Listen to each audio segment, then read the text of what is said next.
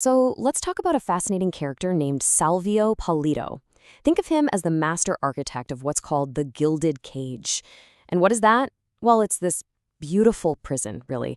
It's built for a society that decided to trade the messy, painful struggle for greatness for the quiet safety of just standing still. He's basically the high priest of a world that's terrified of risk, a world that desires comfort more than it could ever want glory. All right, so here's how we're going to break this down. We're going to follow his story through 6 distinct acts. It's a wild journey, watching him go from this supposed protector into maybe humanity's most insidious kind of predator. Okay, Act 1. We meet Pálido in his first form, the Pale Redeemer. You can think of him as the ultimate guardian of the status quo.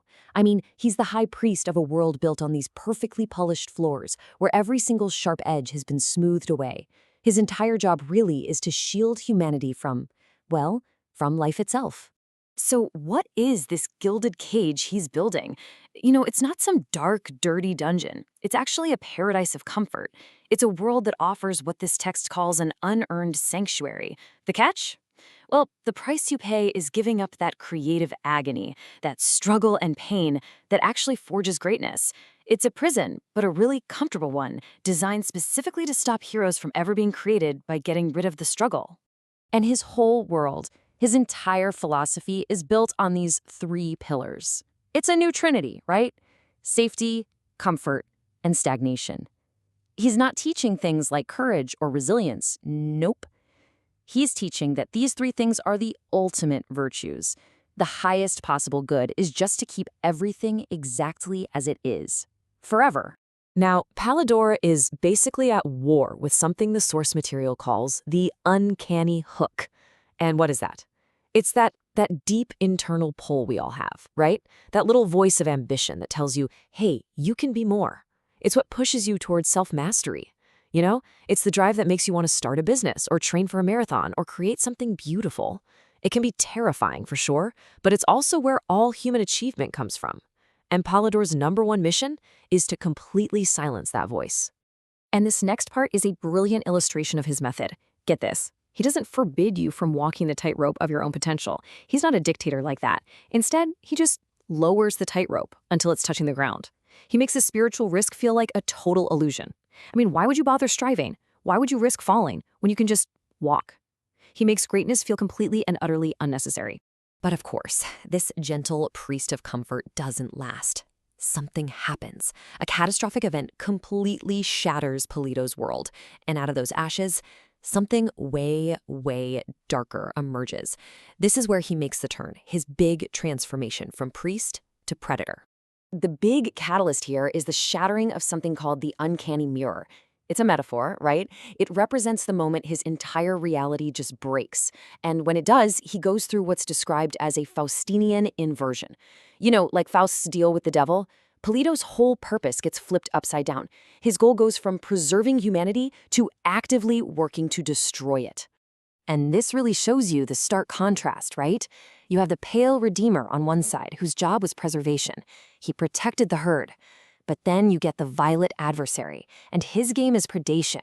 He's not protecting the masses anymore. Instead, he's meticulously studying the exceptional person, what you might call the overman or the genius, specifically to find their weaknesses and just completely crush their will to create anything new. And this quote, wow, it just captures the terrifying finality of his new way of thinking. He's not just managing stagnation anymore. No, he's appointed himself a redeemed judge, and he's already made his ruling. His one and only verdict? That existence itself is a fundamental error, a mistake that has to be corrected. So, Act 3. Now we get into the adversary's new playbook. He comes up with this corrosive anti-theology, and he calls it the gospel of the belly. And this isn't a war fought with weapons. Oh no, this is a war on the individual soul, designed to take it apart from the inside out. And his strategy is, well, it's terrifyingly systematic. First, he targets anyone who's actually striving, anyone walking that tightrope of potential. Then he starts whispering in their ear, telling them that their unique their identity, isn't some secret gift. It's a bug. It's a glitch in the system. He reframes that agony of creating something new not as a noble struggle, but as a pointless mistake. And his endgame? To convince every single person that their soul is just fuel for some big, mindless machine. And to pull this off, he has to completely invert our values. He promotes what a certain philosopher called slave morality. And what's that? It's basically when the virtues of the weak, things like pity, humility, meekness, are suddenly held up as the highest virtues, even above things like ambition and strength. And why would he do that? Well, it's simple. Those values protect the herd because they allow you to label anyone strong, anyone who might shake things up, as evil. And the end result of all this is pretty stark. You have the collapse of the will to power, that fundamental human drive to grow, to become more, to reach your highest potential. And in its place, Pálido installs something, let's just say, less ambitious. He gives them the will to nap. Yeah, the drive for creating yourself is totally replaced by the simple desire for a nice, comfortable oblivion. All right, Act 4. This brings us to the intellectual core of his entire dark philosophy. This is his ultimate weapon, the one he uses to break the spirit of even the strongest people. It's a cold, hard, and seemingly unbreakable logic that proves all human effort is completely and totally worthless. And he does it by posing this just absolutely chilling question. This is the heart of his attack. He asks, if the first tick of existence is identical to the last, what is the value of the journey in between? Think about that. If it's all just an endless loop, if the end is exactly the same as the beginning, what's the point of the struggle? What's the value of any of it? It's an idea designed to just dismantle hope itself. And that question leads directly to his final crushing conclusion. From his point of view, the universe isn't some grand stage of infinite possibility. No, it's a closed system, it's a finished prison where there's just no room for the human will to change anything.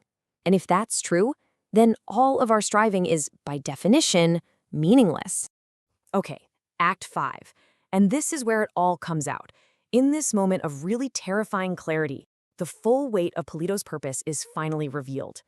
It comes out as a dark confession, where he basically just lays out all the terrible truths he's built his new world on. He finally just admits it. He says his whole study of the Übermensch, of the great individual, it wasn't a mission to learn from them. It was a predatory mission.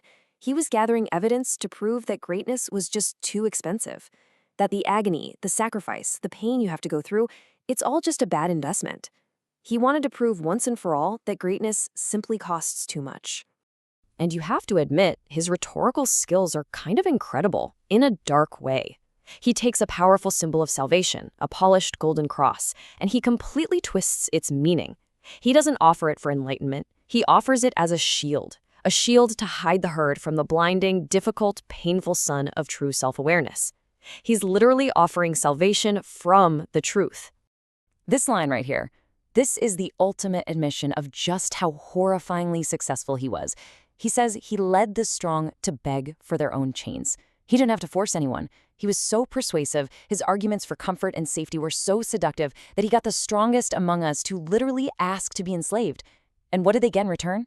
Just the simple, quiet promise of sleep, free from the heavy burden of their own potential. And that brings us to the final act, the end of the road. This is what's called the apotheosis of the cage. And apotheosis just means the highest point, the deification of something. It's the moment the gilded cage reaches its most perfect form, and its architect becomes its ultimate prisoner. So he encourages this final step, and he calls it the Great Refusal. And it is exactly what it sounds like. It's the conscious choice to reject your own sovereignty, your own freedom, your own will, all for the quiet, undisturbed peace of non-existence.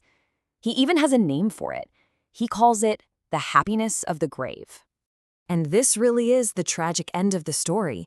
The creator, the individual who was once capable of anything, the lion, is now so totally brainwashed, so completely caged, that the very idea of liberty is terrifying to him. To the caged lion, freedom isn't a beautiful open field. It's a suffocating, empty void. The cage has become home. And all of this leaves us with a pretty provocative question, doesn't it?